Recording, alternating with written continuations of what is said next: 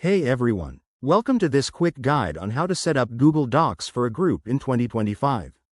If you're tired of emailing attachments back and forth or dealing with version conflicts, Google Docs is the ultimate solution for seamless collaboration. Whether you're working on a school project, a business proposal, or just planning an event with friends, this tool makes everything easier. Let's dive right in. First, make sure you're signed into your Google account. If you don't have one, it's free and takes just a minute to create.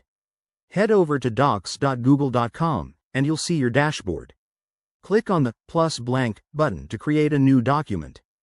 Give it a catchy title that everyone in your group will recognize, like Team Project 2025 Plan. Next, it's all about sharing. Click on the Share button in the top right corner. You'll get a pop-up window where you can add email addresses of your group members. For 2025, Google has enhanced this with smarter suggestions. If you're using Google Workspace, it might even pull contacts from your organization's directory.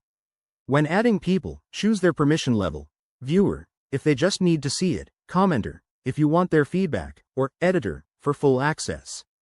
This ensures everyone has the right amount of control without messing things up. Now, for better organization, especially in larger groups, use folders. Go to Google Drive, which is linked to Docs, create a new folder, and move your document there. You can share the folder with your group too, so all related files are in one place. Pro tip for 2025. Look out for the new AI-powered features, like auto-suggestions for document templates tailored to group work, which can save you tons of time. Once everything's set, start collaborating in real time.